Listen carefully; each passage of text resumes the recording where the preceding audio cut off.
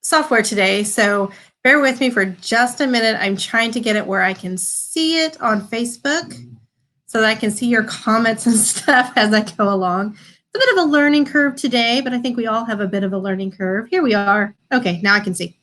All right, so it's gonna be a little awkward, but that's okay because there's a bit of a delay. But you know what? It's all good. Hopefully, this will help me when I'm trying to upload to YouTube. So that's the goal anyway, is to make it easier for me to upload to YouTube. So I just have to make sure that I'm not paying attention to this screen over here because it's definitely delayed from what I'm watching on Facebook. So could get a little crazy. But hey, you know what? It's Wednesday afternoon. Who doesn't want a little bit crazy? All right. So again, this is Indy Strong, and I am your host, Jennifer McMurray, and I'm helping you become a stronger independent author with every episode, hopefully. I used this Be Live with a friend of mine last week, and it worked really well. So I'm really hoping that it is going to be an app that I can use in order to continue to go ahead and put these on live and see comments and stuff at the same time, be able to upload to YouTube so I don't have to record it twice, or I don't have to just record it not live. So it's a work in progress, but we'll do what we can. We'll do what we can. So whether you're watching this on Facebook or if you're watching it on YouTube, please just take a minute to either like, love, or laugh on Facebook. Please remember, sharing is caring. So regardless of Facebook or YouTube, please share with your friends and let them know that there's some helpful tips here. Also, if you're on YouTube, hit that thumbs up button and please you subscribe so you don't miss an episode. Okay, so again, it is really distracting because I'm seeing myself live over here and then a delay over here, but I want to be able to see comments. So I'm going to figure this out. I will figure this out. Okay, today we're going to talk about how to get started writing, the tools that you'll need, and how to find the time. Because I know those are the two things that people often use as excuses in order not to do what they want to do. So I know a lot of you are on hiatus from your jobs right now, so maybe you have time, but a lot of us are working from home, so we don't have any extra time at all.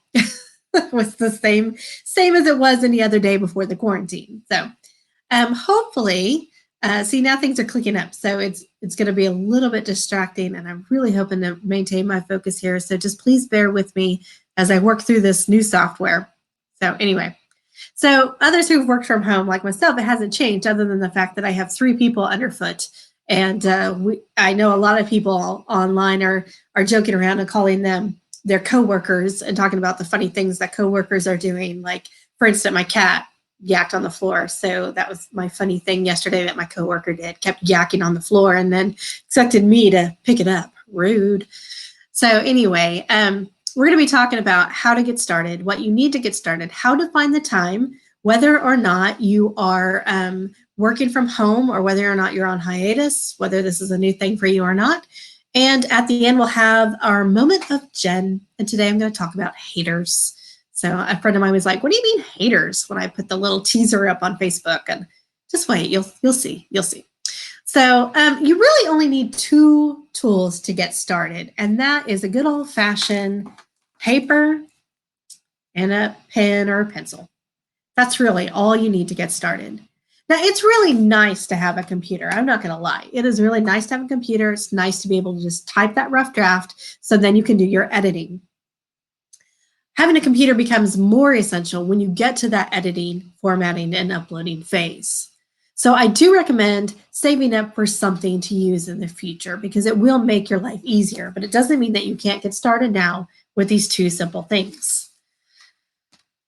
When you do save up, you want to make sure that it will be able to do what you want it to do. And for writing purposes only, you really only need it to be able to run a word processor and get on the internet. So you want it to be able to be fast enough so it can upload those books to KDP or Lulu or wherever you decide to go through. If you don't know much about computers, please get advice from a trusted friend. a trusted IT person, somebody who knows about computers, or you can just ask any young person. They know a lot more about computers than I do, those little whippersnappers. And so thankfully, I'm married an IT guy. So I just go to him when I need help and I just tell him, hey, honey, I need another computer. And he's just like, oh, okay. So, so it's kind of nice. It's kind of nice when you married the IT guy. So, but again, don't let the lack of a computer stop you from writing. J.K. Rowling wrote Harry Potter on yellow legal pads because she couldn't afford a computer. She was actually on welfare when she wrote that first book. But I bet she can afford a computer now, or like 400 gazillion, can't she? So the point is, she didn't let it stop her, and I hope that you don't let it stop you either, because you can definitely handwrite that rough draft. Now, I would also strongly suggest that you have a writing journal. Now, this is something that you can carry around with you in your purse. A lot of times, my phone is my writing journal because it is always in my purse. Looks like I got a text there. But it is always in my purse. And so I can jot down notes pretty quickly and easily on that. But I also love to handwrite things. So I do have a writing journal as well. Now, your writing journal should be different than your personal journal. You might want to share some writing ideas with your writing friends, and you don't want them thumbing through your personal stuff. Or maybe you do. I don't know. I don't judge. So anyway, those are the things that you really need to start. Paper, pencil or pen, and a writing journal, just so you can keep your thoughts straight in one spot. That's all you really need to start. Again, a computer is nice, and you will need that later, but you don't have to have it to begin. Okay. So we have our tools. Now we need to find the time. Now, I strongly suggest that you develop a writing space in your house somewhere. I am very lucky. I have an office. I have my writing space. Recently, I reconfigured my office where I have my writing space and an art space and a sewing space. That way, everything stays separate. So I'm not trying to clear away all my writing stuff when I want to do art, and I'm not trying to clear away all my art stuff when I want to do writing. Every item that I want to do has a space. Now, you need to find that space that is yours, and then you need to kind of keep it holy. And what I mean by that is keep it clean, keep it ready for writing. Now, that doesn't mean that other members of your family can't use it. I mean, they might want to do their homework or something there. For example, when I created my art table, the first thing my daughter did was she started using it for homework. Okay, well, that's fine. It was fine until she left all of her homework all over my art table. So when I wanted to paint, I had to clean up her mess because she was already in bed. So we don't want that. So let people know that if they're going to use that space, then they need to respect that space and they need to clean it up of their mess so that when you sit down to write, it's ready to write. The space should always be ready to write. So you don't need a full office, just a nook or cranny. A desk is nice, but you can do it at your dining room table. You can do it at your breakfast bar. You can do it at your recliner if you can. I can't write in my recliner. When I'm in my recliner, it is relaxing time. It is not working time. I have tried because my recliner is super comfy, but my brain just goes into relaxation mode and I get very little done. So try not to. That's the same reason you really shouldn't write in bed. If you're writing in bed, then you're probably not going to be focused on writing. You're going to be focused on being sleepy because you're supposed to sleep in bed. So you want the space to be writing space, just like your bed is a sleeping space and the chair is a relaxation space. So I would avoid those spaces. If you can be away from the TV, that is also definitely a perk. Again, it doesn't have to be a desk. It can just be a nook somewhere. It can be one of those little TV trays, even if you can just get away from everybody else. I know people who have created their writing spaces in closets because they just need to be away from everybody else. You just need to find your space. Having noise canceling headphones is definitely nice, but not always opportune. I have 2 kids. I can't put on noise canceling headphones when I'm trying to write. It would be super nice, but I'm not sure the house would still be standing when I took them off. So again, those are nice, but not necessary. You're starting out, so you don't need to have all the bells and whistles. You don't need to invest a whole lot of money in these things when all you really need is a place and some paper and a pen. Once this quarantine lifts, there's a good chance that your writing space might not be in the house. It might be at the library where you can concentrate more, or it might even be at a coffee shop. I personally have never been able to write at a coffee shop. There are way too many distractions. I am a people watcher. And so, writing a coffee shop, I get nothing done because I'm too busy uh, spying on everybody else, basically. So, but I'm a writer and I people watch because I am basically writing about other people's lives and I want them to be as real as possible on the page. So I totally watch other people. I listen to what they're saying. I listen to their conversations and stuff like that. And we're going to talk about more of that actually next week about when we talk about writing ideas and story ideas and where they come from. So yeah, I'm a bit of a spy, but your secrets are safe with me. I promise. I'm not sharing your what I overhear at Starbucks with the rest of the world. And let's be honest, I don't really go to Starbucks unless I'm going with friends because their coffee is bitter. Yeah, I know. I said it. Okay. Anyway, so you have your spot, you have your pen and paper or your computer, and now you need to find the time. Now, even for me, having working from home, even before the quarantine, it was hard to find time. You have to make it a priority. So, parenting is my job, and a lot of times parenting gets in the way of writing, and sometimes writing gets in the way of parenting. So, it's really important to find the balance. The best way to find that balance is to write that writing time on your calendar. Now, you can have a simple day planner like I have. And yes, this is going to be full because, again, writing is my job. So there's going to be tons of projects on here, what I want to get done, stuff like that. So don't look at that and be like, oh, I got to do all that. No, you don't. You don't. And we'll get to that in just a second. But you need to write it down. Whoop, there we go. I got to get to the right camera. So you need to write down what you're going to do. And yes, I even write down laundry and what I'm going to clean that day because actually it's really harder for me to sit down and clean or not sit down, but get up and clean than it is to sit down and write. So schedule that time and keep it holy. I also use, you can use an electronic calendar. I use my phone a lot. So you can see that's the exact same stuff. It's just color coordinated on um, my calendar, on my Google Calendar. Yes, I am very much type A. I do have to-do lists all over the place, and I consider my day planner and my calendar both to-do lists. My husband always makes fun of me because I do that, but you know what? Hate is gonna hate. We're gonna talk about that in a minute. But anyway, so you got to find that time. Now, you do not have to schedule out the whole day. Like I said, I've got this hair that keeps trying to consume. Um, you do not have to schedule the whole day like I do. I try to schedule 4 to 6 hours of writing time a day because that is my job.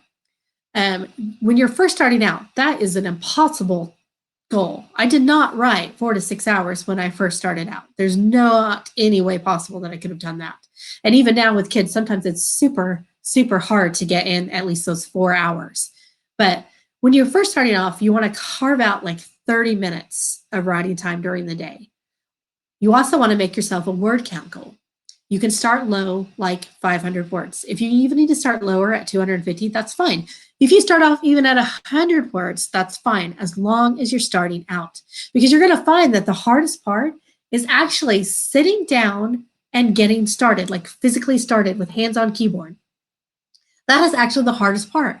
Once you get your hands on the keyboard and you're into the story, you'll actually find that you'll write more words than your word count goal is that day, especially if you've set it at like 100 or 500 words. Most likely you'll go over that in your time.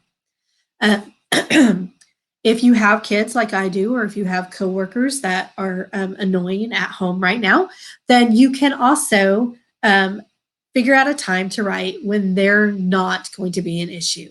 Right now, it is nap time. The daughter is outside. She's on her scooter, and I can see her going across the window every once in a while. And so if I get a little distracted, I'm just looking for her to make sure she's okay. And the son is in bed. It is nap time. So that is why I was able to do that at 1 o'clock, because it's quiet time around this house. And almost always he cried for a long time though. I was kind of scared that he was going to be crying during this whole thing and it was going to make me feel like a really bad mom. But he's just having a really bad nap day. And sometimes kiddos have those. Um, So you can write during nap times. You can write after the kids go to bed. You can write after everybody goes to bed, which is sometimes what I have to do. I'll be really honest though, Mike and I, we're pretty independent people. And so even in our marriage, we can be in two separate places in the house and be just fine with that. We love each other dearly and we definitely have our together time. We don't have to be together all the time. And that's really nice. And I know some couples, it's like they want to entertain each other. They want one person to entertain the other person the whole time. And I'm really thankful that we don't have that kind of relationship because we can both get stuff done that way. But you can even write before everybody gets up. Now, personally, my brain does not compute before like 10 a.m. in all honesty. I try to start writing at 9, but there are times when my brain really does not click on until 10 a.m. And even that is an abstracty sometimes. So you just have to find what works for you. I also know folks that do writing sprints during their lunch hours at work. And now a writing sprint you can do at any time, but it's where you take a certain amount of time, like 20 minutes, and you do nothing but write. No editing, no research, no Facebook, not even fixing a typo. You just write the story. It can do wonders for your word count. And once you get started, which is the key, then it is really easy to keep going. So the point is to sit down at your spot during the time that you have designated and put your words on paper. Also, let your family know that you're going to be giving this writing thing a go and that you're serious about it. And it could be that they roll their eyes at you. It could be that they don't think you're serious. When you tell them, when you announce to the world, I'm going to write a book, there's going to be people who be like, yeah, you and everybody else and their dog and their dog's dog and their dog's fish. Yes, a lot of people are writing books right now, but that doesn't mean that you don't have a story to tell because I firmly believe that everybody has a story to tell. Not everybody's going to sit down and write it, but everybody has a story to tell. And there is no reason why you can't tell your story, even though there's a whole bunch of people telling stories right now. So even though they roll their eyes and they don't think you're serious, as long as you're serious about it, as long as you go and sit down at that writing time and write and you let them know you're writing, you're like, okay, people, you guys go watch Lego Masters. I'm going to write. Actually, I love Lego Masters, but you know what I mean. So prove to them that you're serious, and soon it will become routine to the entire family. If you lollygag about it and you put it off, then it will never become a part of your routine, much less theirs. So now is the time. Work it in. Doesn't have to be a long period of time. You just have to sit down and start. Stop when you reach your time limit, your word count, or better yet, if you don't feel like stopping, don't. Just keep writing. Soon you'll crave it. You might even you might still have to make yourself sit down, but once you get going and those words start flowing from your fingers, it'll be very easy for you to just want to do it every single day. It'll be very easy for you to make it a part of your routine. You just got to get that butt in the chair and those hands on the keyboard. And once you start, you'll be amazed at how the story flows. And here is the best part, folks, the absolute best part. They don't have to be good words. They don't. It doesn't even have to make sense right now because you're writing a rough draft. All you have to do is write. You're going to fix your rough draft because you're not going to publish your rough draft. Everybody say this with me right now, please. I will not publish my first draft. Say it again. I will not publish my first draft. Do not. That would be a huge mistake. Whatever you want to write, you can write it in your rough draft and you can fix it because you're going to go through all of these editing phases that I'm going to talk about in future episodes. But you can write whatever you want. You can mash up genres, like Pride, Prejudice, and Zombies. That's a wildly popular book and movie. And they just mashed up genres. You could do that. You could retell your favorite story, and you might even be telling something as simple as The Three Little Pigs. And as you're writing it, your muse might go off in a totally different direction. So where it started off as The Three Little Pigs, it goes into something completely different.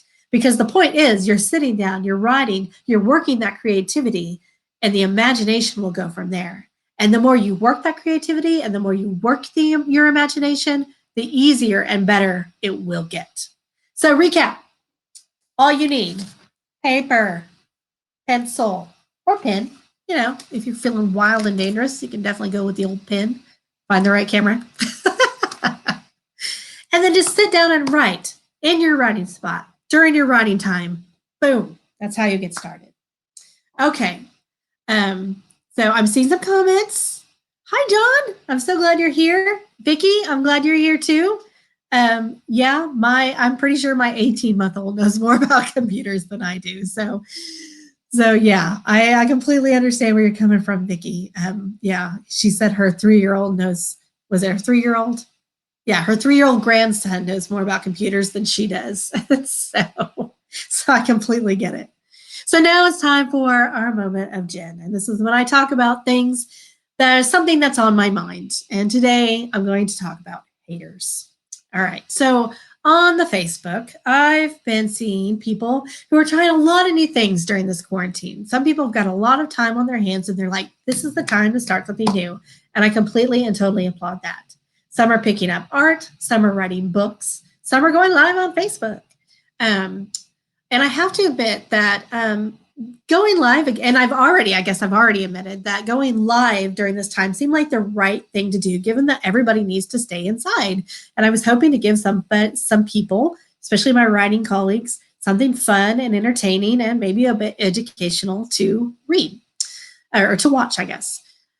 So it seemed like the right thing to do. And we're all trying to stay home as much as possible. We go for walks and stuff, but we're social distancing, we're washing our hands, stuff like that. So I absolutely adore seeing all of these things that people are doing on Facebook and the fact that they're sharing them. I applaud that. Most of us are making the best out of a very bad time. So imagine my dismay when a very good friend of mine, a very good friend, posted that everyone needs to stop with all these lives. So, being that I just started going live again, I really took that post personally and it made me angry. And my first thought was, well, why don't you just keep scrolling? I mean, come on, it's Facebook. You can just scroll past things you don't like. It was such a hateful thing to say. Now, I'm not calling my friend hateful. I know her way too well to do that. But what she said at that moment was hateful. So, during this time of uncertainty, the thing that we can be most certain of is our own kindness. People are doing their best to stay home, and maybe they are combating being bored with going live. Maybe they think someone will get a kick out of seeing their goofiness instead of the depressing news. Maybe they think they can share a skill like art or, in my case, writing, and someone will learn something new instead of the newest statistics on how many folks are dying. Maybe these folks are doing something new, like getting fit at home, learning to cook for the first time, trying to homeschool their kids for the first time, and sharing these things in order to be closer when we need to be so far apart. Maybe they feel the need to put out their own little PSA, encouraging others to stay home and wash hands and practice good life skills like washing those hands so that we can understand that we need to flatten the curve. Maybe they feel like others will follow suit and flatten this curve so that we can all go back to our regularly scheduled lives. So I encourage you to ignore the haters because I did see my friend's post, but I've seen other posts like it. And you see them every New Year's. New Year's Eve comes, everybody makes their resolutions, and then we start posting about our diets and our exercise plans and our new routines. And you always see those haters going, man, I just wish everybody would stop with that gem. Well, no, don't stop. I say the same thing every New Year too. Don't stop. Share your art. Do your art, share your art. Cook that new recipe, share that new recipe. Find that new yoga routine, share that new yoga routine. Share all those things that make us not just human, but make us humanity. Because, spoiler alert, no matter what you do, there will be haters. Ignore them. When I get a negative review, I remind myself that I didn't write the book for that person. I didn't. I did not write that book for that person. And I do my best to ignore all negative reviews because I know my books aren't going to please everyone. Rating is subjective. Crafts are subjective. Art is subjective. Facebook Lives are subjective. So I read that post. I got angry and then I calmed my butt down. because even though I thought, gosh, how hateful is she being? I didn't post on there that I thought she was being hateful. Instead, I went to my own page and I posted something positive. I posted a "you do you" comment instead because I'm trying to spread the good.